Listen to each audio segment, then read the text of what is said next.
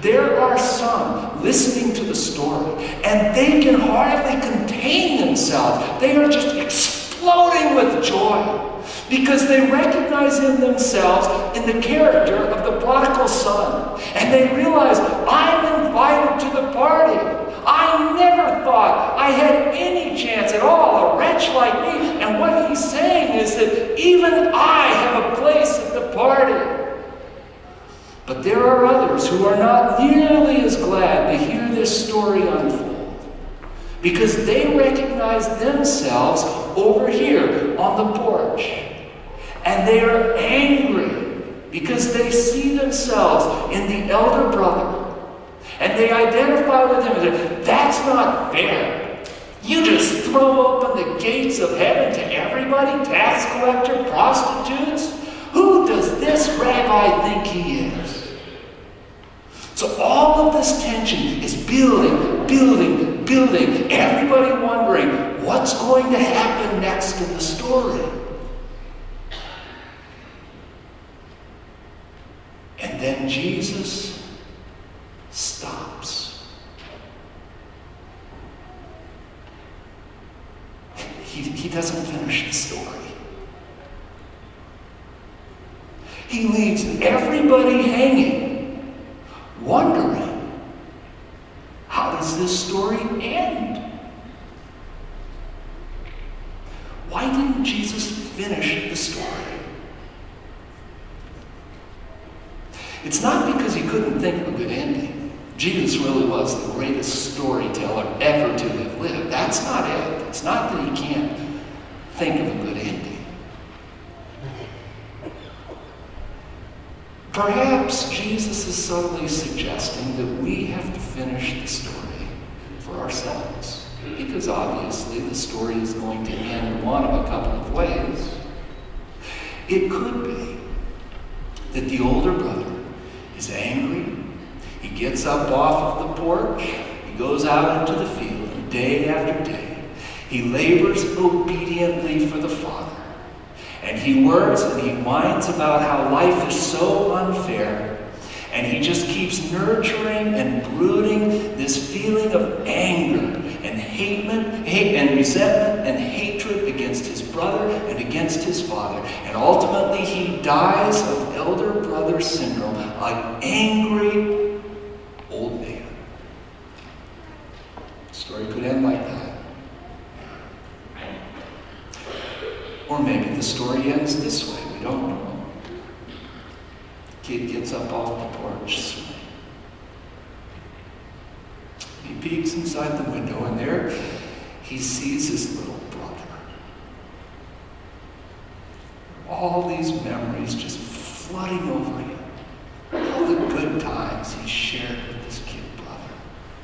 He remembers the pillow fights. He remembers throwing mud balls at each other in the field as they worked together. He remembers searching for crawdads down at the creek with his little brother. And he is just overwhelmed by the goodness and the grace of the Father. And he walks into the party and he just throws his arms around this emaciated little kid. And he says, I am so sorry. And maybe it happens so that this kid sings longer and dances faster and cries harder than anybody else in the party. And together they live, the father and his two sons. They are reconciled. And they live in peace, grace, and love. The story could end like that too. We don't know. The real question is, how are you going to end the story in your life? You can sit out on the porch if you want to. And you might be absolutely right that you were done wrong.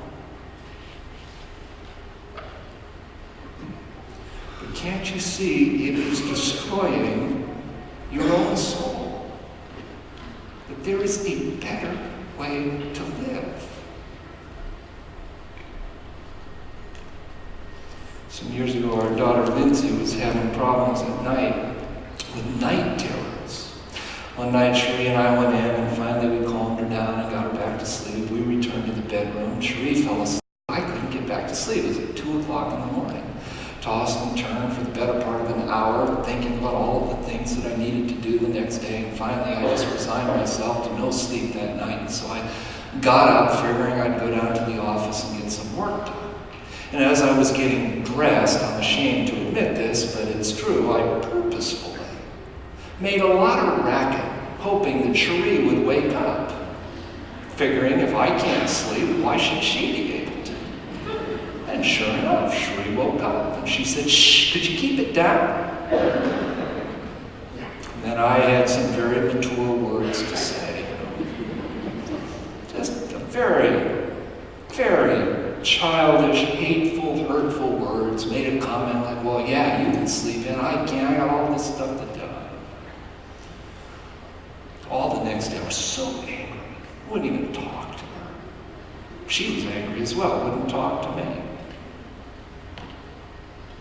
Wednesday, Thursday, still not talking to each other. We'd grunt a little bit just for minimal necessary communication. But that was it. And the more I stewed over this deal, the angrier I got. And the more justified I became in my own mind of how if Cherie wants to reconcile, then she needs to take the initiative to do it because she's obviously the one in the wrong. Well, Friday I had to go to the Marine Station to preach that Sabbath, which was about a 6-hour drive from Walla Walla over to the Puget Sound. Cherie and the girls were coming with me, and so we grunted enough to communicate, "Yeah, I'm ready to go," and we got into the car. We're still not saying a word to each other. And I'm just rehearsing what went on, 3-4 nights earlier in my mind. Why am I telling you this story? Doesn't make me look real good, does it? We got about 45 minutes on down the road. Pulled off to get some gas, and then I noticed a sign that advertised Heath Bar Mochas. I pulled into the drive-thru and I ordered one Heath Bar Mocha decaf. Cherie just assumed that I was getting it for myself. I'm not a huge fan of coffee drinks, and I took it and I turned to Cherie and I said, "Cherie, I've been acting like a little child. Is there any way that you could ever forgive me? I am so sorry." And of course, Cherie immediately melted. I said, "Oh, no, yeah, I forgive you." She said, "It's all my fault." And I said, "Really?" Tell me more, because I was really, really trying to make this her fault, but I could not, for the life of me, figure out how I could make it her fault. The irony of the whole deal is that I was going to Rosario Beach that weekend, and I was actually preaching on the story of the elder brother in this parable. And so all week, I kept identifying with the elder brother, and I could just see myself. Until finally, I realized that this is just such a miserable way to live. Whether I'm right or wrong, it doesn't matter. I can sit out there on the porch all I want to, convincing myself that I'm right, she's wrong. Meanwhile, it's just terror at home. It's a terrible place to live. And so as soon as I asked for forgiveness, she melted. The relationship was once again restored, and things were so much better. It was a wonderful, very memorable weekend. Because it's just a better way to live. It's not. You have to answer the question for yourself. You have to decide how the story ends for you. Where are you going to live this week?